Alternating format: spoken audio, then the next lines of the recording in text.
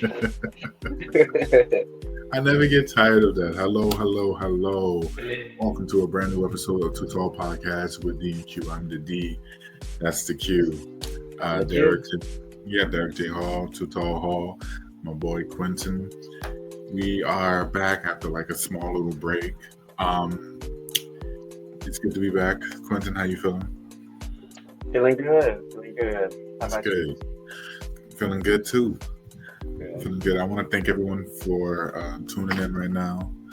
Take a moment to, the weekend's over. It's Monday night.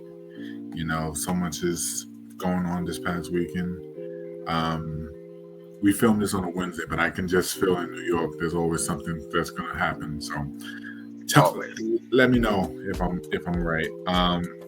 But in our world, there's a lot happening.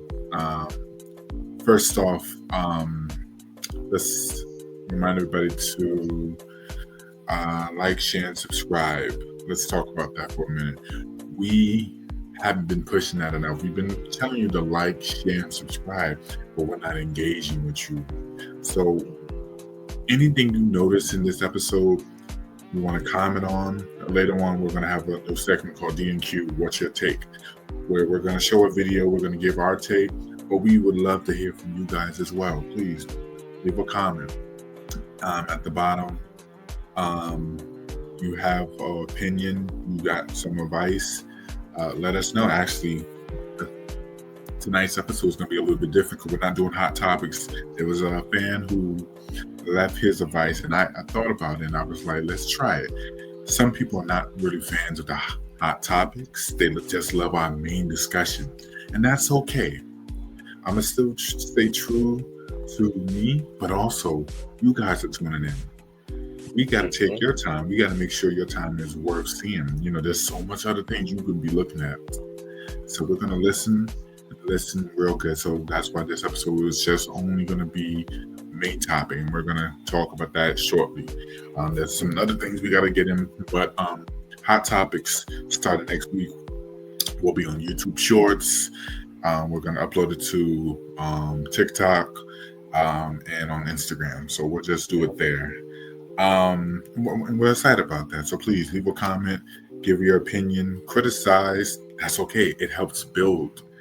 People think because you criticize, I could take it either way. We can just, stop doing this, Quentin, and just give up. Or we can turn that into or turn it into positivity, and that's what we're gonna do. Right. So something to let you know, Marlon, the host of the Don't Get Me Started podcast, which you can find on Sweet Talkers.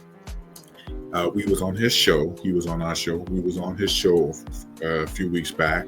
He just announced that, again, this film's Wednesday. So technically it's Monday, but it's out. It's out. It's coming out Friday. So technically it drops. The episode is out. So you can go to Sweet Talkers, see us on that show. We was his guest. We showed up. We showed out. And we brought our energy. Quentin, what you think? I think y'all are really going to enjoy that. So, we had a good collaboration and connection between the three of us. And we talked about some really interesting stuff too. So I think you're really going to enjoy it. We'll leave his link in the bio as well. Check it out. It was we was talking about gay dating, and it was fun. It was real fun. You got to see me and Quentin at, without the black screen, the green screens. I wish I would have had a picture of, but check it out, please. It was real fun. I enjoyed it that much. So yeah. Go ahead, Quentin. Oh no, I was just saying, and also there's a picture on IG. Say again. There's a picture on IG. Yeah, there's a picture on IG. 2Tall 94. You wanna check it out? It was good. Is that all? So yeah, you go to Sweet Talkers. Check it out. It was good. So let's get into it. Let's do it. do you think Sinners will have any lasting cultural impact? Quentin, I want you to open us up with this. So I don't know how many of y'all have seen Sinners. It's been the #1 movie for multiple weeks. Really excellent movie, in my opinion. So basically, the question is, do you think Sinners will have any lasting cultural impact? And my answer is absolutely. Ryan Coogler and also Michael B. Jordan, the whole cast and team and crew. I know you don't really care for him, Jared, but they did an amazing job. Oh, go so ahead. this movie is much bigger, before you continue, than my beef with Michael B. Jordan, because it really is making box office hits, and it's a big, but it's powerful. So I'll let you finish. Go ahead. Yeah, I mean, the impact that it's making is huge, not only because it's doing so well, but because of, I'm going to say because of the subject matter.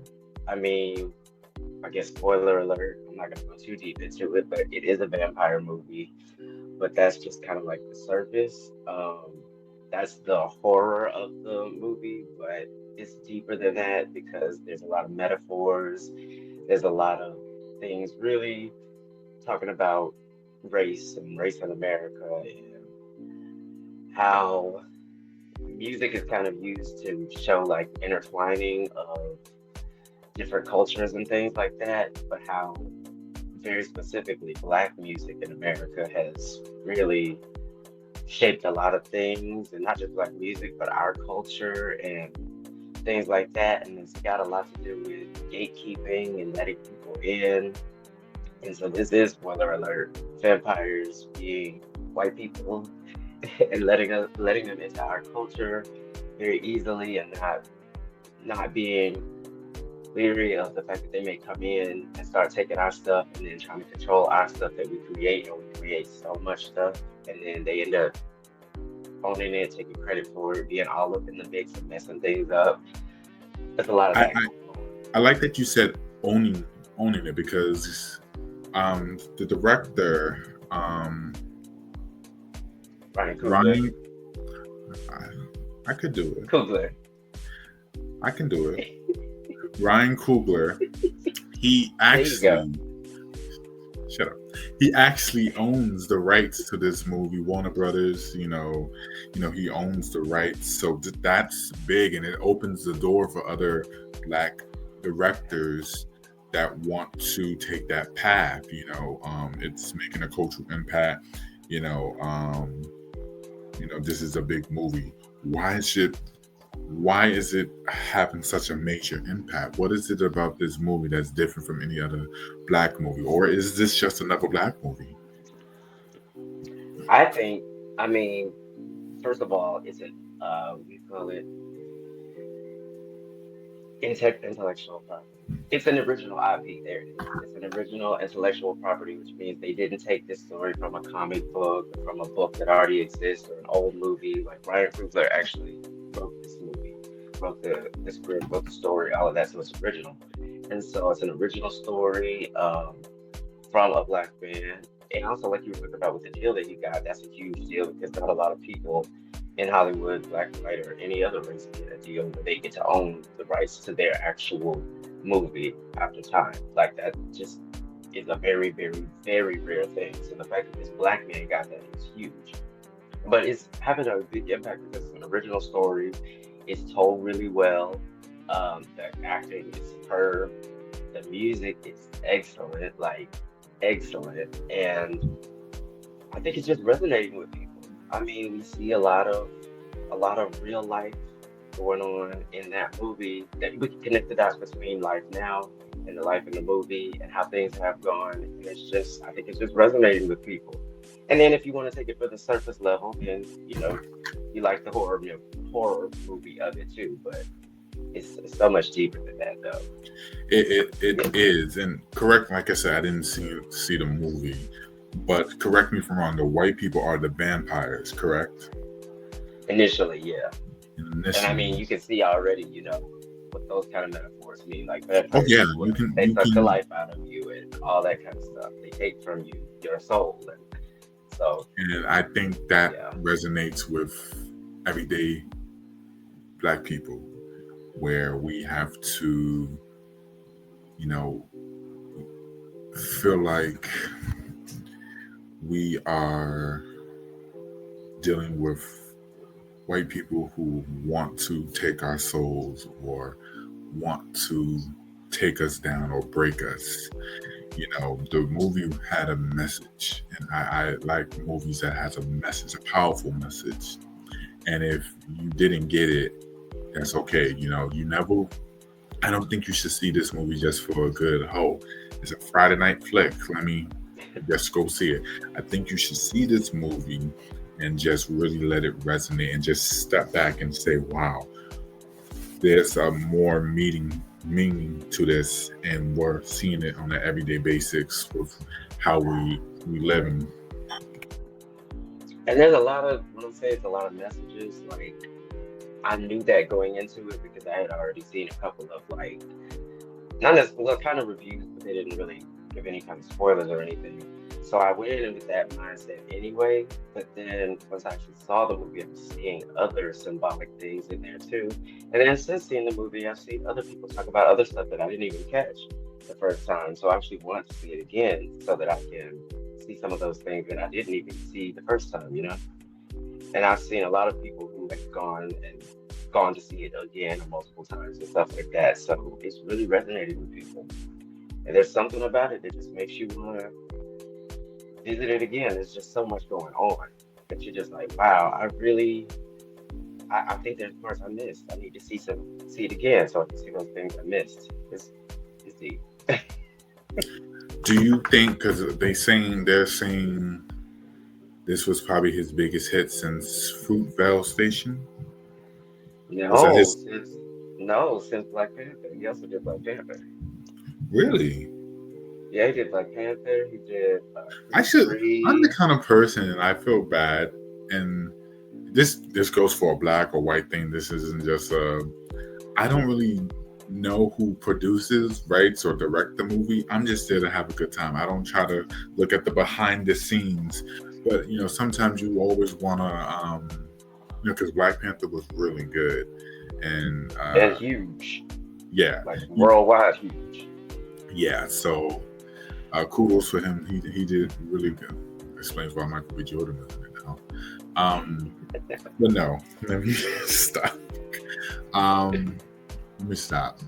But yeah, so this movie, what is this saying to white people? What is this saying to white Hollywood? Forget white people. What is this saying to white Hollywood? That they're, trailblazing and making this big movie, and it's opening up the doors, and it's causing chaos.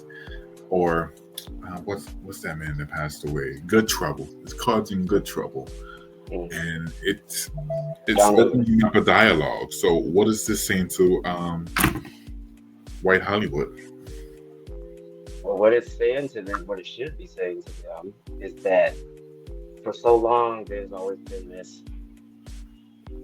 reason that a lot of Black movies, especially like almost, if not all, full Black cast don't get made and then distributed into all the main theaters and stuff, is because people say there's not an audience for it. They say only Black people will come out for it. It's not enough people to make it a huge hit. And movies like this just prove that, because this is a pretty much all Black cast. There's a few. There's a few. It's a diverse cast. Basically, yeah, but it's mostly Black though, and it's a very Black story, America's story, but Black story. And you see, it's been the #1 movie for multiple weeks, and that just proves that people do want to see our stories too, and it doesn't matter, even if it's a story like this one where, okay, the white people are kind of the villains. Still, people going to see the movie. So it's like these stories resonate somehow. Sometimes a story is so powerful that it will bring both parties together, whether they understand it or not. You may not like the movie, but the message is so powerful. This takes place in the Jim Crow era. everybody knows about the Jim Crow era, but it has a major twist of supernatural and evil, and it just puts a good spin. And kudos to everyone, from Michael B. Jordan to Ryan Coogler, to everybody in it, because to play complex characters, to play characters like this, you have to really feel Black people's pain of what we've been dealing with for over 200 years or so. Where does, not just him, because Ryan Coogler, this opens the door for many Black people. So what happens next? What lasting impact will this have? I really hope that it has the lasting impact that people don't doubt a director or a writer or a script or something just because it tells a Black story or it has a Black cast. I hope that it opens the door to people, that people will be a little more open-minded to those stories and realize that people do want to see our stories too, because at the end of the day, humanity is humanity. I mean, we look at all different other races of stories all the time, and we still can find ourselves in there. And people can find themselves in our stories too. Humans are humans at the end of the day.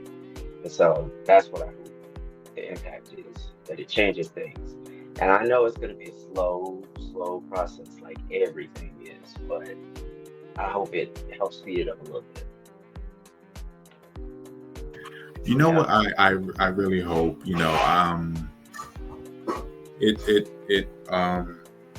I hope it opens up the doors for more Black actors in gay films. Like, name me, do you know like any Black actors in a gay film? Well, there haven't been that many big ones anyway. I mean, like Moonlight is probably the biggest one. That one was huge, but it's not rare. I mean, if we're talking Black anyway, it's pretty rare. I say that because I feel there's so much Hollywood is still lacking, and that being gay. And I didn't piggyback on it. I'll probably piggyback on it a little bit more. Maybe we'll talk about that. Why aren't Black gay men being represented? It's always these quirky white dudes. Like, gay men can't find love too. There was one movie, and I wish I could. Jesse Sumler, he had it on BET. It was this Black love story, and that was the last I've heard of it. But there's more Black actors. I can think of the whole Pose cast that can star in movies like that, because they need to be identified as well. Black trans need to be identified, but many just Black gay men need to be identified more in movies like that and Black rom-coms. No, I agree with you. I definitely agree with you.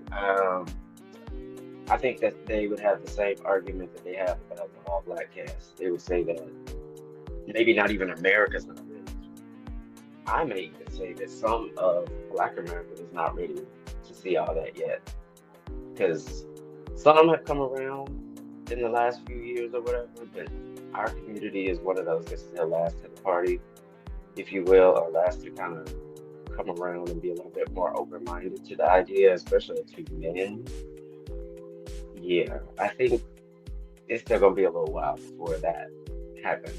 I mean, at least in a huge scale. Maybe like in limited release. So why is it okay for a white gay man to get star power, but we're scared of a Black gay man?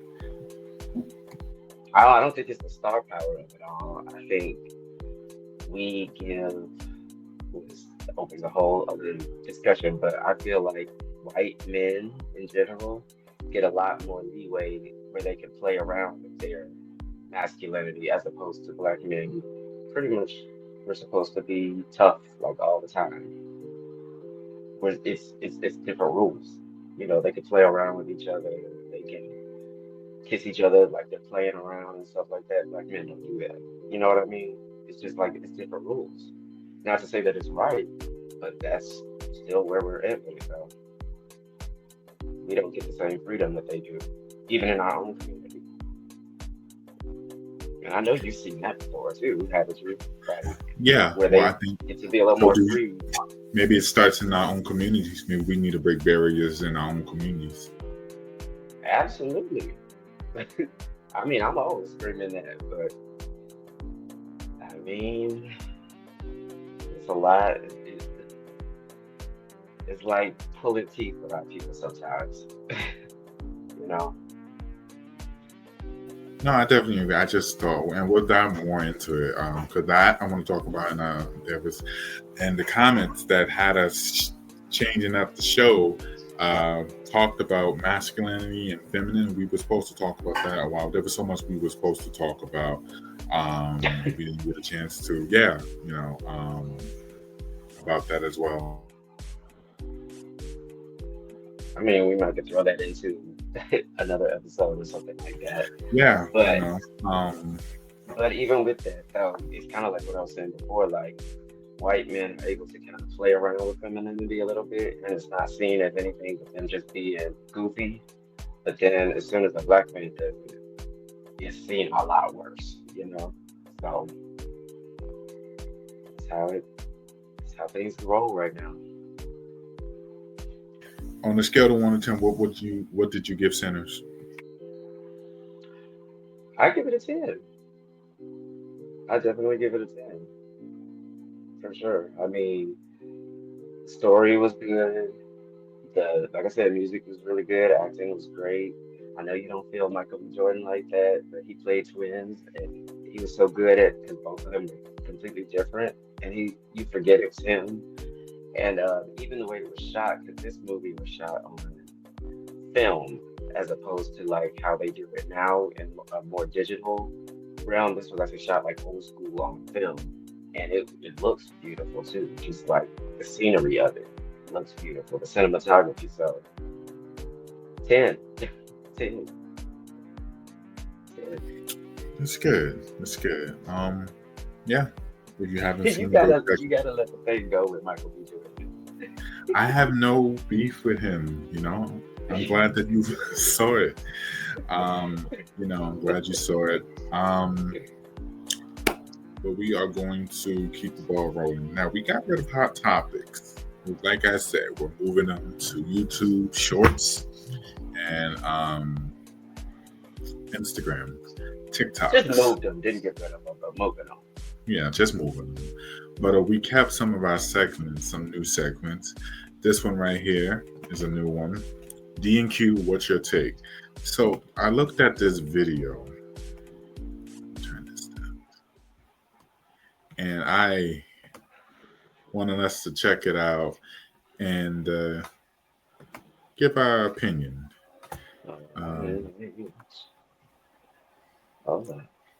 One sec.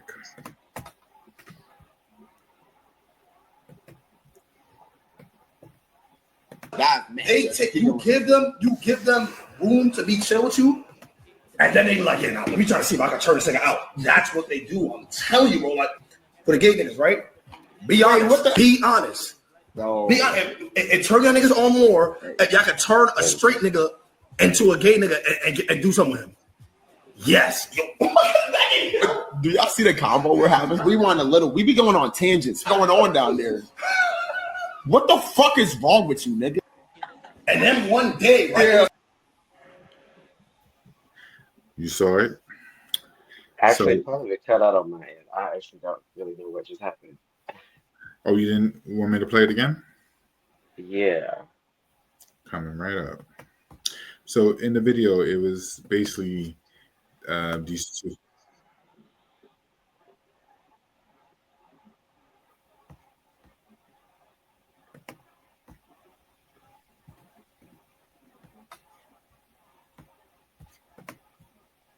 I don't know. And then that's when I said, okay.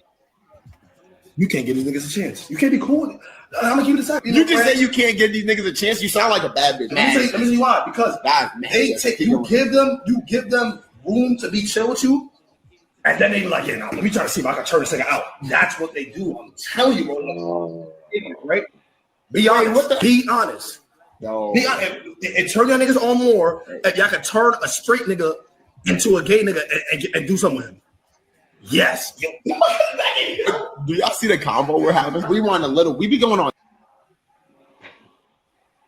Okay, I got it that time. So yeah, D&Q, what's your take? And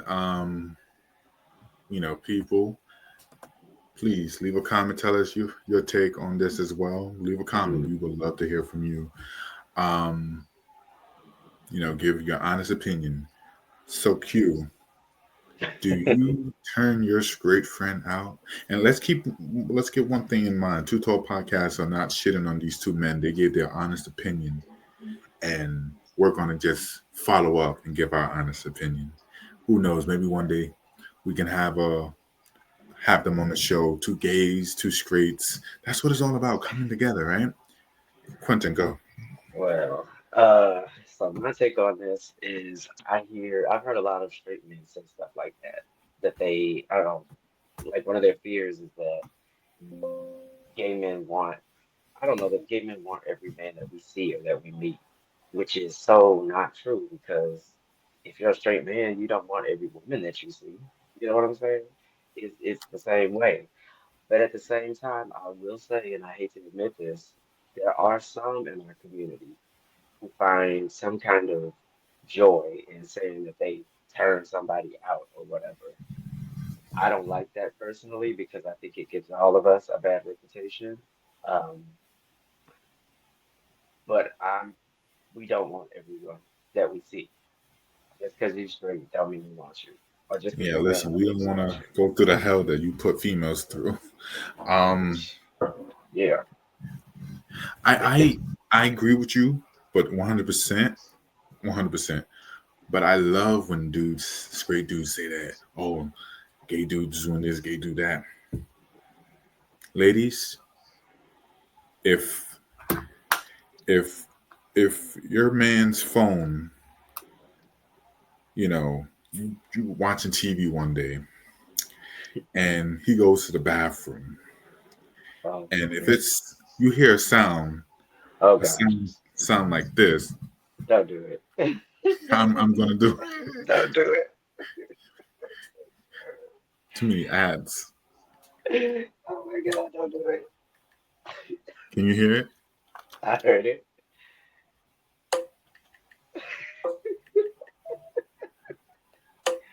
It's not DoorDash.